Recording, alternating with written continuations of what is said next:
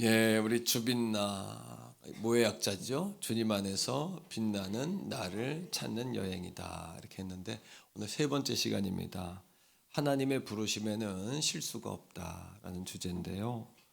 여러분, 인생을 바꿀 만한 부름을 받은 적이 있는가? 어떠십니까, 여러분? 과거에는 대학 합격 전화도 합격 발표도 전화로 했어요. 이렇게 전화로.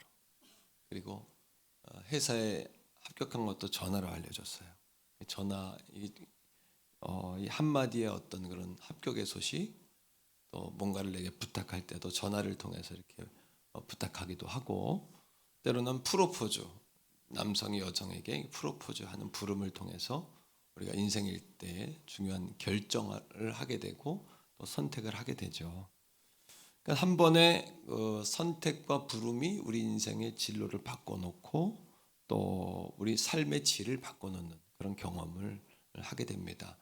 오늘 함께 읽은 마태복음 4장에 보면 예수님께서 어부들을 부르는 장면이 나오는 거예요.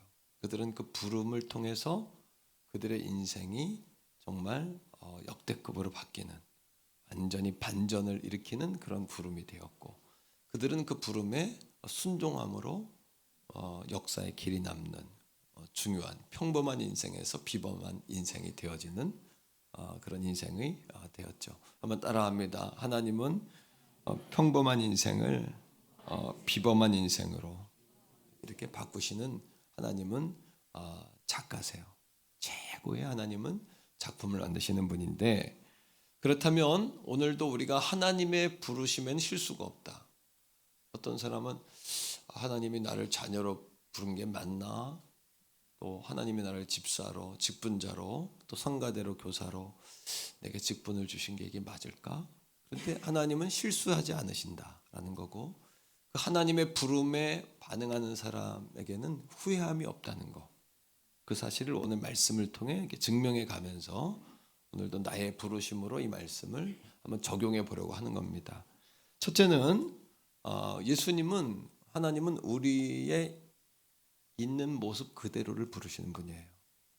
한번 따라합니다. 하나님은 지금 있는 모습 그대로. 내가 자격이 있나? 이렇게 하지만 하나님은 자격과 조건을 따지지 않고 부르시는 분이다 라는 거죠. 자, 마태복음 4장 18절입니다. 누구를 부르셨나 보세요. 시작. 갈릴리 해변에 다니시다가 두 형제 곧 베드로라는 시몬과 그 형제 안드레가 바다에 금을 던지는 것을 보시니 그들은 어부라. 평범한 어부들이었죠. 심지어 당시에 제자들이 스승을 랍비를 찾아갑니다. 나를 좀 받아주세요.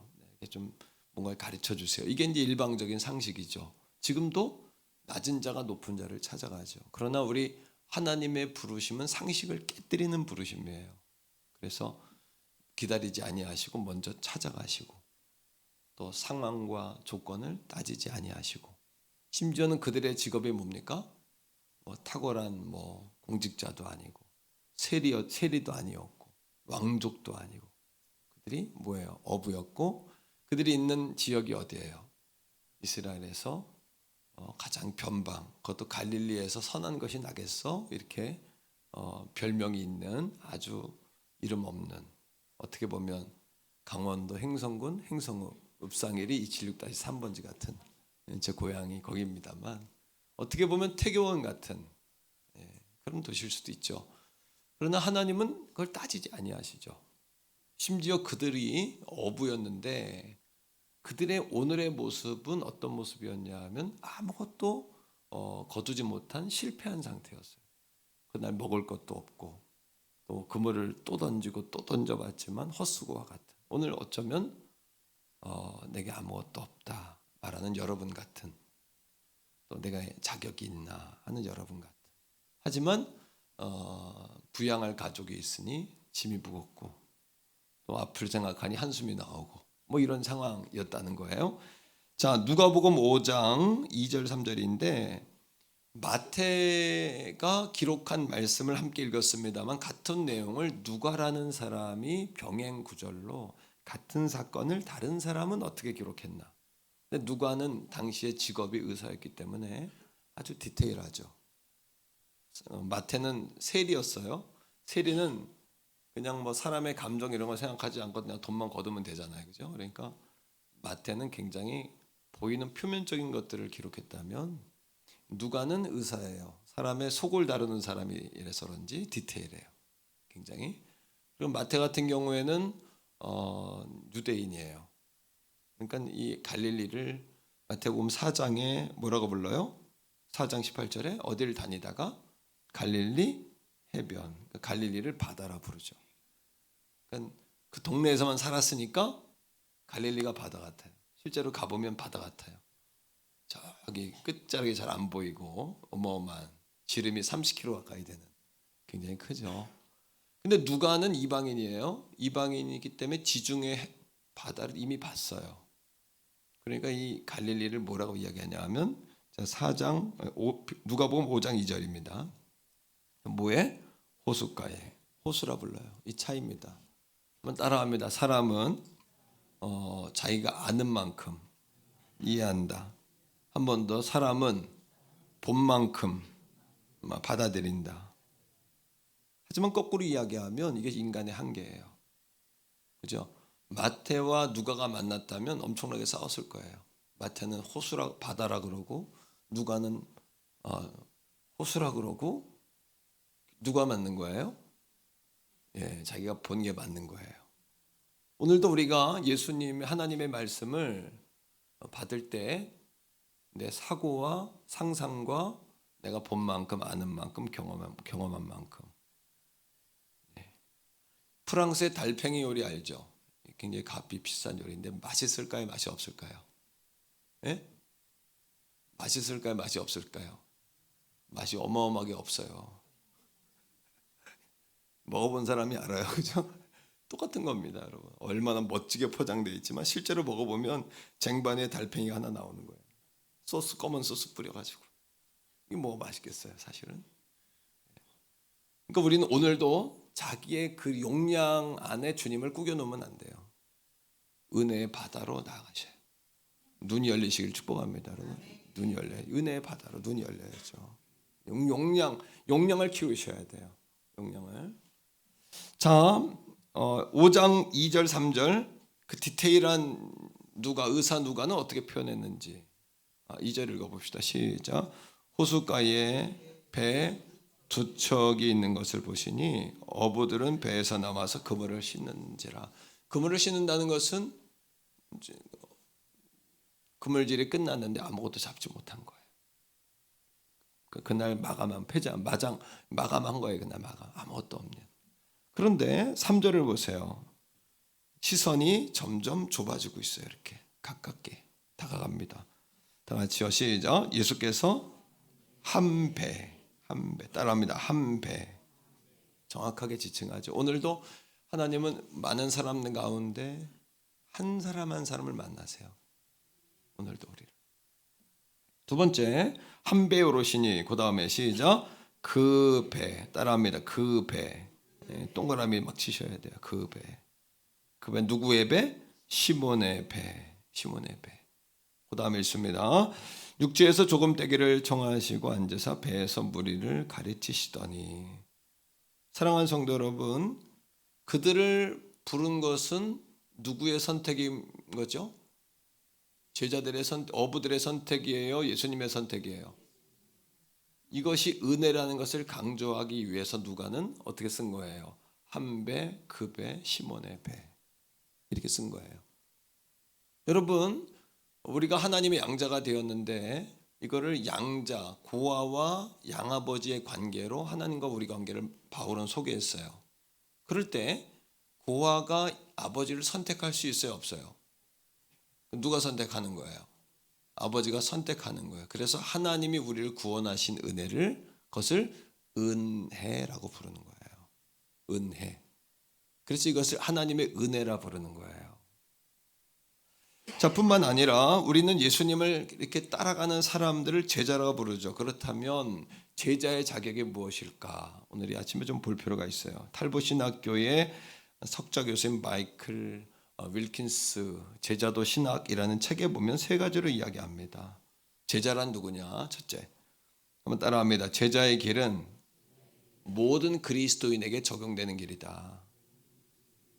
그러니까 모든 그리스도인은 다 제자예요. 이 아침에 다 제자 훈련 받는 거예요, 우리는. 말씀을 통해서. 두 번째, 제자가 되고자 훈련 받는 것이 아니고 제자이기에 훈련을 받아야 되는 거예요. 이 차이를 잘 기억하세요. 한번 따라합니다. 제자가 되기 위하여. 이게 아니라 뭐예요? 제자이기에 훈련 받아야 되는 거예요. 세 번째, 따라합니다. 성도도 초신자도 성숙해지려는 사람도 심지어는 목회자도 제자예요. 우린 다 제자예요. 제자란 누구냐? 스승을 따라가고 스승을 닮아가고 스승을 배우는 자예요. 우리가 제자가 되려고 배우는 게 아니라 이미 제자이기 때문에 배워야 되는 것이에요. 우리는 모두 다 주님께서 조건을 따지지 않고 부른 사람들이기 때문이에요. 믿습니까, 여러분? 하나님은 조건 없이 부르신다. 두 번째입니다. 어부들이 주님의 부름에 어떻게 반응했을까요? 즉각적으로 반응했어요. 즉각적으로. 자, 마태복음 4장 19절 한번 읽어보세요. 주님 부르세요. 시작. 말씀하시되 나를 따라오라. 내가 너희를 사람 낚는 어부가 되게 하리라 하시니. 전에는 그들을 죽은 물고기 건지는 사람들이었어요. 건지면 죽어 다 물고기는. 그죠? 하지만 이제는 생명을 살리는 사람으로 바뀌는 거예요. 생명을 살리는 사람으로 바꾸시는 거예요. 이 부름. 자, 20절부터 22절까지 3절 읽겠는데 제자들이 어떻게 반응하는지 한번 이 디테일을 통해서 찾아보세요. 시작. 그들이 곧 그물을 버려두고 예수를 따르니라. 21절. 거기서 더 가시다가 다른 두 형제 곧 세베대의 아들 야고보와 그의 형제 요한이 그의 아버지 세베대와 함께 배에서 그물 깁는 것을 보시고 부르시니 그들이 곧 배와 아버지를 버려두고 예수를 따르니라. 제자들이 어떻게 따랐어요? 자, 20절 보세요. 어떻게 따랐나? 즉시 따랐다 그래요. 20절에 그 단어가 나와요. 뭐예요? 곧. 따라합니다. 곧. 동그라미 쳐야 돼요. 곧. 주님을 곧 따른 거예요. 오늘도 우리가 할 일은 주님을 뭐 하는 거예요? 곧 따르는 거예요. 오늘 이 아침에 주의 뜻은 뭘까? 곧 따르는 거예요. 이 아침에 주님이 기뻐하시는 게 뭘까? 곧 따르는 거예요. 이 아침에 주님이 내게 원하시는 여러분 삶의 목적은 뭘까? 곧 따르는 거예요. 아멘. 오늘 주의 종을 통해 말씀을 선포할 때 이 말씀을 듣고 곧 따라가셔야 돼요. 할렐루야. 어떻게 따라가야 된다? 곧. 자, 22절도 보세요. 자, 베드로와 안드레만 부른 게 아니라 요한과 야고보도 부르세요. 세베대의 아들. 그들이 어떻게 따랐어요? 곧 따랐어요. 어떻게 따랐다? 곧 따랐어요. 그런데 곧 따를 때 어떻게 따랐냐 하면 22절을 보면 배와 그물을 두고 따른 것은 우리가 평소에 잘 알아요. 근데 자세히 보면 뭐도 놓고 따랐어요? 아버지. 그물만 놓고 따라간 게 아니라 아버지도 어떻게 하고 아버지를 어떻게 했다? 그냥 아버지 계세요 한 게 아니라 아버지도 뭐 했다? 그냥 버려두고 떠났대요. 그죠? 자세히 보면 너무 재밌죠. 이 그림을 그려보세요. 아버지를 버렸대요. 이게 무슨 얘기일까요? 예? 그들이 즉각적으로 내려놓고 하나님의 말씀에 반응한 것을 강조하기 위해서 배를 버린 건 이해가 돼요. 근데 아버지를 뭐 했다? 아버지도 버렸다는 건 뭐예요? 주님이 말씀하실 때 나를 따라오너라. 내가 너희를 이제부터 사람 낚는 어부가 되게 하리라. 이 말씀을 듣자마자 그들이 아버지도 뭐하고 그물을 내려놓고 아버지도 그냥 야야 부르는데 신경도 안 쓰고 따라가는 거예요. 그냥. 이게 뭘 이야기한 걸까요? 이것이 말하는 것은 뭐냐 하면 예수님이 나의 전부다. 예수님이 나의 전부다. 할렐루야. 여러분 생활 터전이 중요하지 않다는 이야기가 아니라, 여러분 아버지가 중요하지 않다는 이야기가 아니라, 아버지도 삶의 터전도 예수님이 없이는 의미가 없다는 거예요. 여러분 가정에 예수 없는 가정 뒤죽박죽이 엉망진창이에요. 죄송하지만 예수 없는 부부관계 엉망진창이에요. 예수 때문에 참고, 예수 때문에 이해하고, 예수 때문에 존경하고, 그래도 예수 믿으니까 나를 반성하고, 예수 때문에 나로부터 모든 것이 잘못이고 부족이라는 생각을 하고, 예수 때문에 그래도 와서 기도하고, 예수님 빼봐요. 참을 이유도 없고, 살아야 될 이유도 없고, 내가 용서할 이유도 없고, 내가 섬겨야 될 이유도 없는 거예요. 예수 없이는. 그물도 소용없고, 부모도 소용없고, 자식도 소용없고가 아니라 예수가 전부란 이야기는 예수 빼면 아무것도 아니라는 고백인 거예요. 이 고백이요. 이해가 되십니까, 여러분? 자, 오스왈드 챔버스 목사님이 예수는 나의 최고봉이라는 책에서 우선순위라는 글을 소개하면서 예수가 나의 전부라는 것이 무슨 뜻이냐, 네 가지로 이야기했어요. 첫째, 예수가 나의 전부라는 이야기는 예수님은 1, 2, 3, 4번 가운데 1번이 아니라, 따라합니다. 예수는 유일한 분이다. 예수는 유일한 분이란 얘기예요. 예수는 유일한 분. 다시 말하면 C.S. 루이스의 얘기처럼 예수님을 첫 번째에 두는 순간 다른 모든 것이 제자리를 찾는 거예요. 고백적으로 말합시다. 예수를 첫 번째에 두면 모든 것이 제자리를 찾는다. 할렐루야. 처음 단추를 잘못 낀 거예요.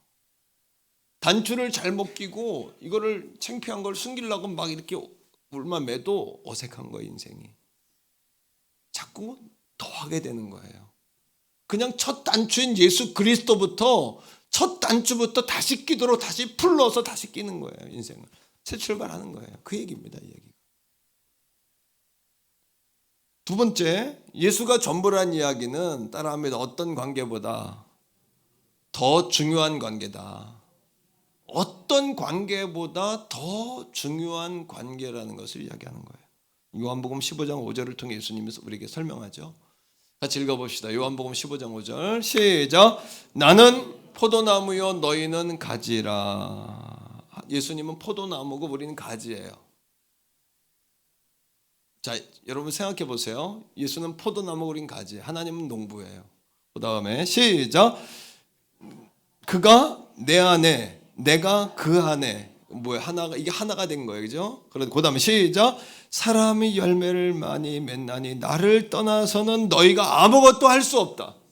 이게 무슨 얘기일까요? 포도나무 가진 우리에게 가장 중요한 건 뭘까요? 우리는 열매부터 많이 맺으려고 그러죠. 멋진 나무가 되려고 하죠. 소용없다는 거예요. 뭐예요? 포도나무에 붙어 있는 거예요. 예수에게 붙어 있는 거. 따라합니다. 예수가 전부라는 말은, 한 번 더, 예수가 전부라는 말은 어떤 관계보다 더 중요한 관계라는 뜻이다. 그러니까 하나님과의 관계를 기억할 것은, 하나님과의 관계성을 희생하면서 사역을 앞세우시면 안 돼요. 다시 말하면 성가대도 마찬가지고, 여러분 목회도 마찬가지예요. 하나님과의 관계를 희생시켜버리고 내가 일하는 거에 더 많은 걸 투자하기 시작하면 결국 뭐가 되냐면 우리가 번아웃 돼버려요. 제가 돼버려요. 제가.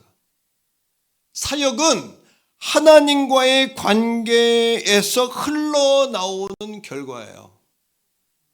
부부관계로 얘기합시다. 남편과 아내가 서로 사랑해. 남편이 막 아내를 너무 사랑하고 아내는 남편을 너무 존경해. 그러면 그냥 남편은 막 아내에게 뭘 막 사주고 싶어. 아내는 막 남편에게 남편이 올 때 되면 막 밥상을 차려가지고 막 남편이 먹을 걸 생각하면 막 너무 행복해. 그런데 이 관계가 깨져버리는 순간 아내가 남편에게 여보 뭐 없어 그러는 순간 짜증나. 이 여자는 너무 내게 바래 막 이런 생각. 의무가 돼. 의무. 하나님과 관계 의무가 돼. 남편이 들어오는 발자국 소리만 들려도 막 이 남자 밖에서 밥도 안 먹어, 친구도 없어, 막 이런 승질나, 막 이런 거예요. 하나님과의 관계가 의무적인 관계, 일로 만들어진 관계가 되면 어떻게 되면 여러분 기관장이나 일을 딱 내려놓는 순간 내가 아무것도 안 하는 것 같아, 내가 의미가 있나, 슬럼프가 바로 와버리는 거예요. 그 이유가 뭐냐 하면 하나님과의 관계에서 흘러나오는 사역을 한 게 아니라 사역을 자꾸 일을 통하여 하나님과 나와의 관계를 확인하는 거예요. 부부관계도 마찬가지잖아요. 의무가 돼버리면 자꾸 뭔가를 함으로써 그와 나와의 관계를 유지시켜요. 그게 아니라 관계가 좋으면, 사랑하고 존경하고 신뢰하는 관계가 돈독하면, 그죠?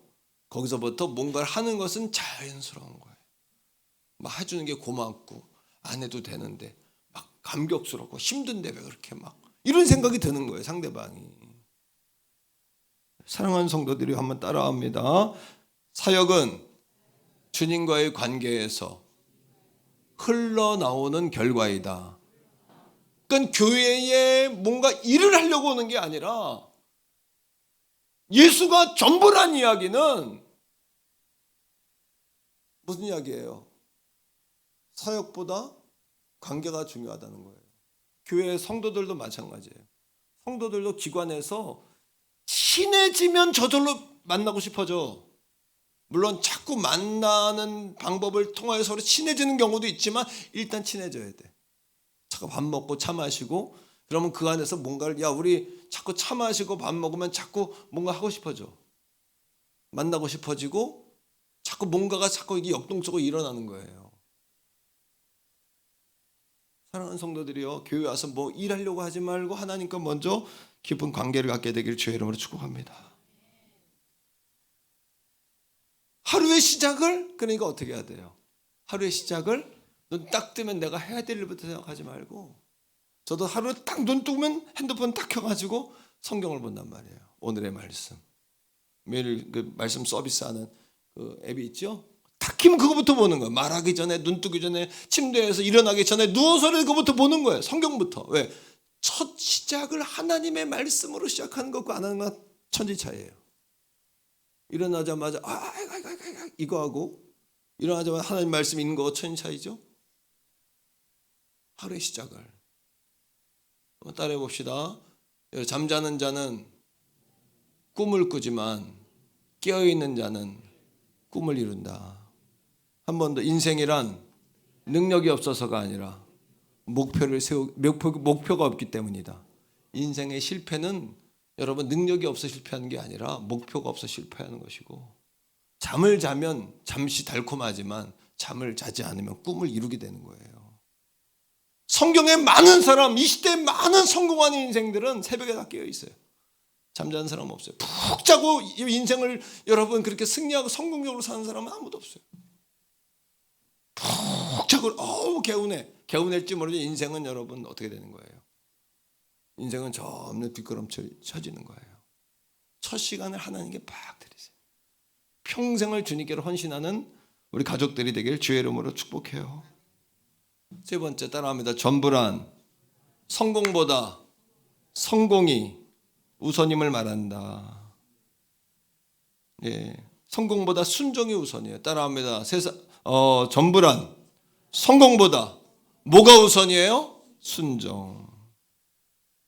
세상의 기준은 결과지만 하나님은 과정 속에 하나님께 순종하고 가는가를 보시는 거예요. 그래서 순종이 뭐보다 낫다? 제사 드리는 것보다 낫다. 오늘도 우리의 결과를, 인생의 목표를 잘 되는 것에 두지 말고 하나님을 기쁘시게 하는 것에 둘 때 먼저 그의 나라와 그의 의를 구하라. 그리하면 이 모든 것을 너에게 뭐 하시리라? 하나님이 이루시는 더 지혜로운 길을 선택하게 되는 줄로 믿습니다. 자꾸 잘 되게 하는 거. 하나님 나라가 왕성하게. 할렐루야. 아멘. 옆에 사람에게 한번 말해주세요. 하나님 나라가 잘 되게 합시다. 하나님 나라가 잘 되게 하면 우리 인생이 복을 받는 거예요. 우리 인생이 자꾸 왕성하게 되고 활성화되는 거죠. 네 번째로 전불안, 따라합니다. 주님이 중심과 기준이 되어야 한다. 그러면 모든 것이 그분 안에서 자리를 잡고 그분 안에서 조율이 되는 거예요. 그런데 주님이 전부가 되지 않고 여러 가지 중에 한 가지가 돼버리고 가끔씩은 첫 번째도 되고 두 번째도 돼버리면 인생이 엉망진창 돼버리죠. 첫 단추를 잘못 끼고 살게 되는 것이고 어색하고 불편한 인생이 되어지는 거예요. 세 번째입니다. 따라합니다. 주님의 부르심에는 실수가 없고 후회가 없다. 자, 민수기 23장 19절 말씀이에요. 주님은 후회하지 아니하시고 거짓말하지 아니하세요. 시작. 하나님은 사람이 아니시니 거짓말을 하지 않으시고 인생이 아니시니 후회가 없으시도다. 어찌 그 말씀하신 바를 행하지 아니하시며 하신 말씀을 실행하지 아니하시려. 거짓말하지 않고 후회가 없으세요. 하나님이 우리를 부르신 것 실수가 없는 줄로 믿으시기를 바랍니다. 우리는 실수한 존재가 아니에요. 하나님을 따르는 것 또한 후회 없는 삶임을 고백하시기를 바랍니다. 중요한 거, 주님은 준비된 사람만 부르시는 것이 아니라 주님은 부르신 사람을 준비시키신다. 중요한 이야기입니다. 한번 따라합시다. 주님은 준비된 사람만 부르시는 것이 아니라 주님은 부르신 사람을 준비시키신다. 갈릴리 변방에 있던 어부들, 그들 준비된 사람들이 아니었어요. 단순히 뭐예요? 한 가지 있죠. 주님 부르실 때 기쁨으로 반응하는 거예요. 곧 버려두고 곧 주님이 내 인생의 전부입니다. 이런 고백을 가지고 따라갈 때 주님이 그들을 3년 동안 동고동락하며 훈련시키고 성장시키고 하나님 나라의 거룩한 도구로 만들어 가신단 말이에요. 아멘. 오늘도 우리 태교원 성결교회 사랑하는 성도들을 하나님이 그렇게 부르셨음을 믿으시기를 주의 이름으로 축복합니다. 18세기에 영국의 요한 웨슬레, 그의 별명은 따라합니다. 불꽃과 같은 사역자. 그가 이런 고백을 했어요. 하나님, 죄 말고는 두려워하지 않고 하나님 외에는 바랄 것이 없는 100명만 내게 주어진다면 지옥의 문을 부숴버리고 하나님 나라를 이 땅에 세우기에 족할 것입니다. 하나님의 부르심에는 실수도 후회도 없는 줄로 믿습니다. 오늘도 우리 사랑하는 성도들이 주님의 부르심에 당신은 나의 전부입니다. 이런 고백을 가지고 따라합니다. 죄 말고는 두렵지 않고 하나님 외에는 바라지 않는 100명. 오늘 이 자리에 있는 여러분이 그 100명이 되시기를 주의 이름으로 축복합니다. 축복합니다. 축복합니다. 여러분, 시카고 명분 대학인 휘튼 대학을 수석으로 졸업한 29살의 짐 엘리엇이라는 청년이 있었어요. 아내가 있었고 자녀가 있는 사람이었는데 에콰도르의 원주민인 아우카족을 선교하기 위해서 비행기를 몰고 에콰도르의 아우카족 그 살고 있는 땅으로 들어가요. 들어가서 비행기에 내리자마자 아우카족의 창에 찔려 죽어요. 그때 시카고의 신문에 뭐라고 대서특필됐냐 하면 이렇게 신문의 기사가 나왔어요. 이 얼마나 불필요한 낭비인가. 기독교를 비난하고 하나님의 역사를 비난하는 이야기들이었어요. 맞죠? 우리의 눈으로 보면 여러분 엘리트와 같은 짐 엘리엇과 같은 청년들이 그 남미의 오지에 들어가 아무것도 해보지 못하고 도착하자마자 창에 찔려 죽었다는 것은 낭비죠. 그런데 짐 엘리엇의 아내가 간호학교를 들어가요. 1년 동안 간호사 공부를 한 후에 5년 동안 그 땅에 들어가서 자신의 신분을 밝히지 않고 아우카족을 돌보는 거예요. 5년 후 그녀가 그 땅을 떠나려고 할 때 아우카족의 부족들이 그녀에게 물었어요. 당신은 누구인가? 당신이 이 땅에 왜 왔는가? 당신은 왜 우리에게 사랑을 베풀었는가? 그때 짐 엘리엇의 아내가 자신이 당신들이 5년 전에 비행기에서 내렸을 때 당신들에게 사랑을 전하려고 왔던, 당신들이 죽였던 그 남자의 아내임을 밝히는 거예요. 그 아우카족이 그녀의 헌신과 희생에 감동을 받고 예수 그리스도를 받아들이게 되는 겁니다. 사랑하는 성도 여러분, 제자들이 주님이 부르셨을 때 그들의 따름은 초라했을 거예요. 그들이 쥐고 있던 그물을 던져놓고 바람 부는 해변을 걸어 주님을 따를 때 그들의 뒷모습이 얼마나 초라했을까요? 볼품없고. 하지만 그들의 그 부르심에 순종한 그들의 그 발걸음은 이 땅에 위대한 역사를 지금도 남기고 있어요. 짐 엘리엇의 일기장에 이런 글이 있습니다. 그 아내가 그 남편의 그 일기장을 보고 적힌 글귀를 보고 아우카족에게 들어갔던 것이죠. 제가 소개해 드립니다. 그 짐 엘리엇 젊은이의 일기장에는 잃어버릴 수밖에 없는 것을 버리는 사람은 결코 어리석지 않다. 목숨 언젠가는 끝나는 거예요. 이것도 주님을 위해 드리는 거 아깝지 않다. 이런 각오라면 뭐든지 할 수 있죠. 이어서 이런 글이 있습니다. 영원히 잃어버릴 수 없는 것을 붙잡는 사람은 지혜로운 사람이다. 생명. 오늘 우리는 목숨이 아니라 생명을 위해 사는 존재들이 되기를 주의 이름으로 축복합니다. 하나님의 부르심에는 실수가 없고 하나님을 따르는 자들의 인생은 후회함이 없는 것이죠. 자, 오늘 말씀을 기억하면서 하나님의 부르심에는 한번 찬양하겠습니다.